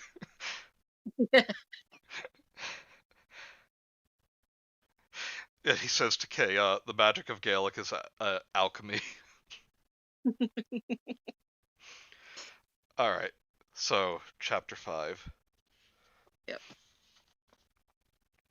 Logan was starting to get over his embarrassment by the time they were fighting their way across Anderson Drive, heading back to Force headquarters. The road had started life as a bypass, but the city had suffered from Middle Age spread and oozed out to fill in the gaps with cold grey granite buildings so that it was more of a belt, stretched across the city and groaning at the seams. It was a nightmare during rush hour. The rain was still hammering down, and the people of Aberdeen had reacted in their usual way. A minority trudged along, wrapped up in waterproof jackets, hoods up, umbrellas clutched tight against the icy wind. The rest just stomped along, getting soaked to the skin. Everyone looked murderous and inbred. When the sun shone, they would cast off their thick woolens, unscrew their faces, and smile. But in the winter, the whole city looked like a casting call for deliverance. Logan sat staring morosely out of the window, watching the people trudge by. Housewife with kids, bloke in a duffel coat and stupid-looking hat, roadkill with a shovel and council-issue wheelie cart full of dead animals, child with plastic bag, housewife with pushchair, man in mini kilt. What the hell goes through his mind in the thought of a morning? Logan asked as Watson slipped the car into gear and inched forward. What, roadkill? She said. Get up, scrape dead things off the road, have lunch, scrape more dead things. No, not him. Logan's finger jabbed at the car window. Him. Do you think he gets up and thinks, I know, I'll dress so everyone can see my backside in a light breeze? As if by magic, the wind took hold of the mini kilt and whipped it up, exposing an expanse of white cotton. Watson raised an eyebrow. Aye, well, she said, nipping past the shiny blue Volvo. At least his pants are clean. His mum won't have to worry about him getting knocked down by the bus. True. Logan leaned forward and clicked on the car radio, fiddling with the buttons until North Sound, Aberdeen's commercial radio station, blared out of the speakers. WPC Watson winced as an advert for double glazing was rattled out in broad Aberdonian. It somehow managed to cram about 7,000 words and a cheesy tune into less than 6 seconds. Jesus, she said, her face creased in disbelief. How do you listen to that crap? Logan shrugged. It's local. I like it. Shook her bollocks. Real quick, can you explain to the other Americans what Tukter means? Chukter is basically country. It's basically how people speak in the country in Aberdeenshire. It's like the local broad dialect, because Aberdonian's quite like the city dialect's different from the farm dialect essentially. It's they say things like in a minty as opposed to in a minute and things like that. Just like Chukter bollocks. Watson accelerated through the lights before they could turn red. Radio 1. That's what you want. North Sound my arse. Anyway, you're not supposed to have the radio on. What if a call comes in? Logan tapped his watch. 11 o'clock. Time for the news. Local news for local people. Never hurts to find out what's going on in your patch. I'm sorry to interrupt again, but hello, Cobe. Scott detected, rights rejected. The advert for double glazing was followed by one for a car firm in Inverurie. I lived there. Done in Doric. I know it's a shithole. Aberdeen's almost indecipherable dialect, then one for the Yugoslavian ballet, and another for the new chip shop in Inverbervie, which is a completely different place. Then came the news. Mostly it was the usual rubbish, but one piece caught Logan's attention. He sat forward and cranked up the volume.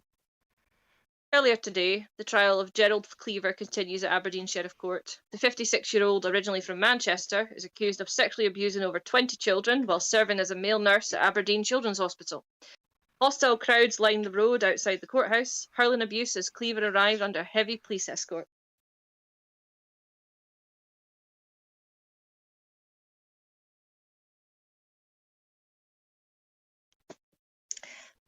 Hope they throw the book at him, Watson said, cutting across a box junction and speeding off down a little side road. The parents of murdered toddler David Reid have been flooded with messages of support today following the discovery of their 3-year-old son's body near the River Don late last night. Logan poked a finger at the radio, switching it off mid-sentence. Gerald Cleaver is a dirty little shite, he said, watching as a cyclist wobbled out into the middle of the road, stuck 2 fingers up and swore at a taxi driver. I interviewed him for the rape murders in Maastricht. Wasn't really a suspect, but he was on the dodgy bastards list, so we pulled him in anyway. Had hands like a toad, all cold and clammy, pawing himself the whole time. Logan shuddered at the memory. Not going to beat this one, though. 14 years to life in Peterhead. Serve him right. Peterhead Prison. That was where they sent the sex offenders, the rapists, the paedophiles, the sadists, the serial killers. People like Angus Robertson. People who had to be protected from normal, respectable criminals. The ones that liked to insert makeshift knives into sex offenders. Ta-da! Colostomy bag time for poor old Angus Robertson. Somehow Logan couldn't feel too sorry for him. WPC Watson said something, but Logan was too busy thinking about the Maastricht monster to pick anything up. From my expression, he got the feeling he'd just been asked a question. He said, stalling for time.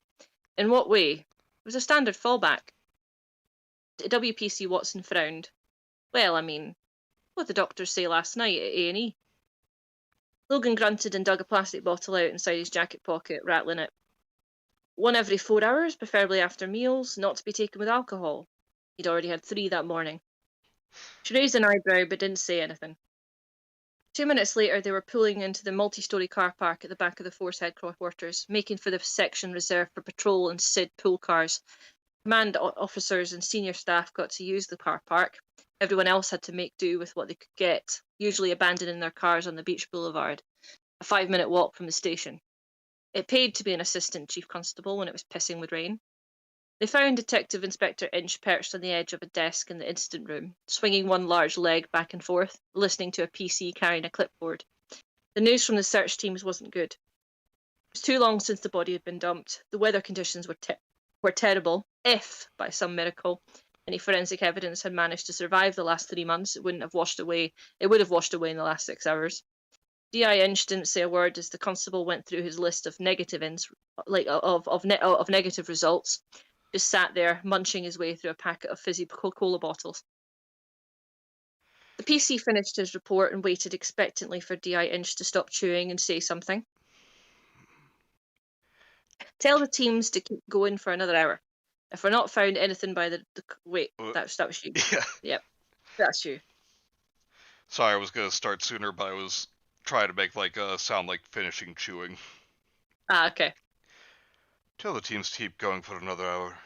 If we've not found anything by then, we're calling it a day. The inspector proffered the almost empty bag of sweets, and the PC took one, popping it into his mouth with obvious delight. No one can say we've not taken the search seriously. Yes, sir. Yes, sir. He mumbled, still eating. D.I. Inch dismissed the munching constable and beckoned Logan and WPC Watson over. Postmortem, he said, without preamble, listening to Logan's account of the desecration of David Reid's body in the exact same way he'd listened to the search team process reports. Silent, impassive, stuffing his face. He finished off the cola bottles and brought out a packet of wine gums. Wonderful. he said when Logan had finished. So we've got a paedophile serial killer running around Aberdeen. Not necessarily, said Watson, accepting a little orange lozenge with sherry embossed on the top. There's only one body, not a series, and the killer may not even be local. Inch merely shook his head. Logan took a port. Is it? Yeah, this The is body Logan. The body lay undisturbed for 3 months. The killer even went back long after rigor mortis had set in and took a souvenir. He had to know his hiding place was safe. That screams local. The fact that he came back and took a bit of the body means this is something special to him. Your man's not done this on a whim. He's been thinking about it for a long time. There's some sort of ritual fantasy he's acting out. He's gonna do it again if he hasn't already. Inch agreed. I want all missing children reports for the last year pulled. Get the list up on the wall over there. Chances are some of them may have crossed the sick bastard's path. Yes, sir. Turn, whore page. There. Oh, and Logan, said the DI, carefully folding the wine gum packet and shut and stuffing it back in his pocket. I had a call from the Journal. They tell me you've been up there leaning on their new golden boy. Logan nodded. Colin Miller. He used to work at the Scottish Sun. He's the one that... Did I ask you to go antagonizing the newspaper, Sergeant? Logan's mouth snapped shut. Pause. No, sir. We were in the neighbourhood and I thought... Sergeant, said D.I. Inch, slowly and deliberately. I'm glad you're thinking. That's a good sign. Something I encourage in my officers. There was a big but coming. Logan could feel it. But I don't expect them to go off and annoy the local press without permission. We're going to have to put out appeals to the public. We're going to have to do damage litigation if someone screws something up in the investigation. We're going to need these people on our side. This morning, you said. This morning I said I'd nail whoever spoke to the press. And I will. This is our screw-up, not the papers. Understand? He'd screwed up. WPC Watson suddenly took a great deal of interest in her shoes, as Logan said. Yes, sir. Sorry, sir. Okay. Inch picked a sheet of paper off the desk and handed it to a suitably chastised Detective Sergeant MacRae. The search teams haven't found a thing. Surprise, surprise. There's an underwater search unit doing the river, but the rains made it almost impossible. The damn thing's already broken its banks in about 1 million places. We're lucky the body was found at all. Another couple of days, the river would have swamped the ditch and whoosh. He swept his hand past the fingertips, sparkling with little grains of sugar from the cola bottles. David Reed's body would have been washed right out into the North Sea. Next up, Norway. We'd never have found it. Logan tapped the post-mortem report against his teeth, his eyes focused on a spot just above D.I. Inch's bald head. Maybe it's too much of a coincidence, he said, frowning. David Reed's been lying there for 3 months, but if no one finds him before the river bursts its banks, he's never going to be found. His eyes drifted back to the inspector. He gets swept out to sea and the story never hits the papers. No publicity. The killer can't read about his achievements. There's no feedback. Inch nodded. Good thinking. Get someone to drag the finder. He checked his notes. Mr. Duncan Nicholson. Get him in here and give him a proper grilling. Not the half-arsed one he got last night. If the man's got any skeletons in his closet, I want to know about them. I'll get the car too. Was as far as Logan got before the door to the incident room burst open and a breathless PC screeched to a halt. Sir, he said, another kid's gone missing. That's the end of that chapter. Yes, indeed. And I'm sorry if you could hear me trying not to laugh at all. It's alright. But just like with you saying you've gone like 100 times more Scottish, I expect, the stream to end, and then 5 minutes later, I get a Discord call from Cobe before I can even say hello, just, what the fuck have you done? And then he comes in and says, Scott's detected, rights rejected, and I couldn't hold it in anymore.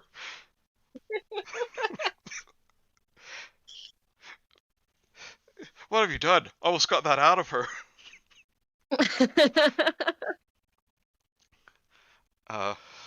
Let's see here. Mike says, hey, Cobb, welcome to the Scott Zone. Cam, oh, been a while since I had wine gums. Do wine gum actually have booze in them? I don't think so. No. You gotta lick your No, they fingers to turn the page. Grab a fuck you, Mike.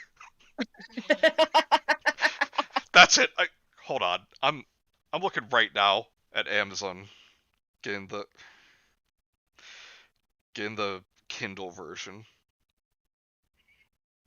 Cold Granite. Yeah, Stuart MacBride. $5.49 for Kindle. God damn it. No, it said 99p for me. But to be fair, I've got Amazon Prime, so that might be a thing. I'll find out. Cold Granite Stuart MacBride Kindly.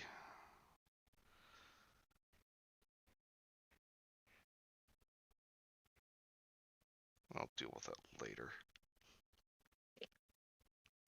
Don't have to lick my thumb to turn the page. Kenzie says, lol, big butt. Yes, yes. Yeah, Cam says, no, they don't have alcohol. Shame. They were made to be an alternative to alcohol. So is Soda Pop, if I'm not mistaken. Cliffhanger. Yeah. Raptor says, this book be good so far. I'm so glad to hear that. Yeah, me too. That's a nice cliffhanger. Go ahead. Show us your old man wallet phone. I don't have a wallet phone. Gemma's got Prime, Manny. Get good. I have Prime too. You got your library card in there, your grocery store card in there. Oh, yes, grocery store card. It's for getting discounts from the petrol station and vice versa by spending money at either place, and for senior citizens, it gets them a discount. I don't have time for this. I have to go to the grocery store and buy a single piece of fruit with a coupon and then return it, making everyone wait in line behind me. Yeah. Alright, but that actually worked up perfectly. We're coming up on the 2-hour mark now. Cool. So, Gemma, I am so glad you could join me for the anniversary stream. Yes. And don't know when we'll be continuing this, since I specifically asked you to put this day aside for the anniversary. Yeah, I might be able to do some more maybe next week. But I'll let you know. Like I'll see what happens. Sounds good. Yeah. And Yeah. I am trying to get back to Tuesday evenings for the regular streams, like Hot and Cold Beans and all that. Cool. So, sounds good. All right. So, anything else you wanted to say? Not particularly, because it's got to the point where it's about 10 to 12 at night, and I'm like, I have not had any food, so Gemma! I'm going to. Yes, I need to eat. So I'm gonna my thought is on food. All right. Yeah. So yes, thank you all for tuning in. Here's to another great year, and we'll be back Tuesday with Hot and Cold Beans, and then and as Gemma said, maybe another day next week for more Cold Granite. We'll play it by ear. Yeah. So please remember to like, comment, and subscribe, and we'll see you next time. Same bean time, same bean channel.